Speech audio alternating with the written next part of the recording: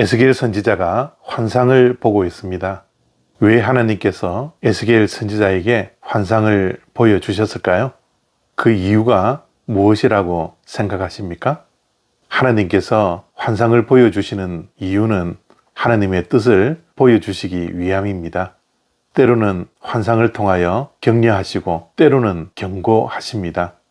그렇다면 오늘 본문 속에 나오는 에스겔 선지자가 본 환상의 목적이 무엇일까요? 환상의 목적을 알기 위해서는 에스겔이 처한 상황을 이해하는 것이 중요합니다. 1장 1절에서 본 것처럼 에스겔 선지자는 나라가 멸망하고 바벨론으로 포로로 잡혀가 있는 상황이었습니다. 그날 강가에서 절망의 시간을 보내고 있었던 것이죠. 하나님께서 택하신 민족이었던 이스라엘이 속절없이 이방인에게 멸망당하고 말았습니다. 그리고 난 후에 수년 동안 하나님께서는 무엇을 하고 계셨을까요? 하나님께서 택하신 민족인 이스라엘에게 희망이라도 있는 것일까요? 에스겔 선지자가 이런 생각을 하며 혼란과 두려움과 때로는 믿음이 점점 약해지는 영적 어두움 속에 있었지 않았을까요? 바로 그날 강가라는 곳이 그런 장소였습니다. 절망과 실망과 낙심 그리고 불신의 장소였죠.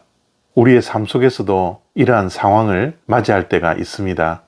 우리가 힘들고 어려울 때 하나님의 지속되는 침묵 속에서 하나님이 정말 우리를 사랑하실까? 하나님은 정말 살아 계시는 것일까? 만약 그렇다면 어떻게 이런 일들이 우리의 삶 속에 일어나야만 할까라는 질문들 속에서 깊은 어두움의 터널을 통과할 때가 있지 않습니까? 이러한 상황 속에 있었던 에스겔에게 하나님께서는 환상을 보여주셨던 것입니다. 물론 1장에 나오는 환상의 내용이 참으로 어렵습니다. 그 환상의 내용을 다 알지 못해 답답하기만 합니다.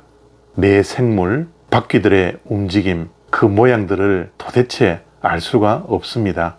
그런데 오늘 말씀 28절을 보니 이 환상을 보는 에스겔의 태도가 참 인상적입니다. 이는 여호와의 영광의 형상의 모양이라 내가 보고 엎드려 말씀하시는 이의 음성을 들으리라. 에스겔 선지자는 환상 속에 나오는 그 모양들이 정확하게 무엇인지 알 수도 없었지만 그 환상 속에서 하나님의 영광을 보았습니다. 바로 이것이 하나님께서 에스겔 선지자에게 환상을 보여주신 이유입니다.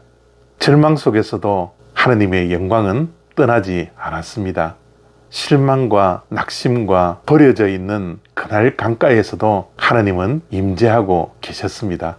그래서 에스겔 선지자는 무릎을 꿇고 그 환상을 보고 있는 것이죠.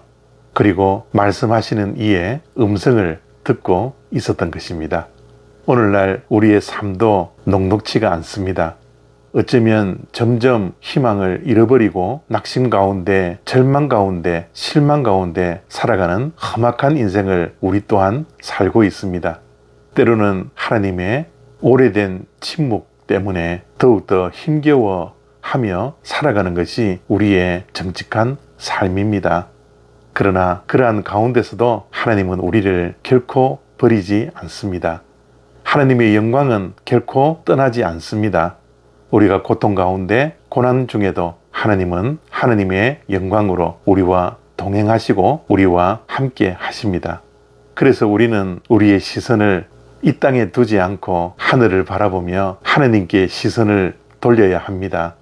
여전히 이 세상을 다스리고 주관하시는 하나님의 영광을 볼 수 있는 믿음의 눈이 우리들에게 있어야 합니다. 그리고 매일 들려지는 하나님의 말씀을 통하여 하나님의 음성을 들을 수 있어야 합니다. 우리가 처해 있는 상황과 처지는 절망적이고 희망이 사라진다 할지라도 하나님께 소망을 둔 자는 다시 일어날 수 있습니다. 이것이 오늘 본문 속에서 하나님께서 에스겔 선지자에게 보여준 환상의 목적이고 오늘날 우리에게도 동일하게 말씀을 통하여 보여주시는 하나님의 뜻입니다. 하나님을 바라보는 시선이 우리에게 있는 한 우리는 결코 절망적이지 않습니다. 오늘도 이 말씀 붙들고 힘내시고 하나님께 소망을 두고 믿음으로 힘차게 살아가는 저와 여러분 다 되시기를 축복합니다. 감사합니다.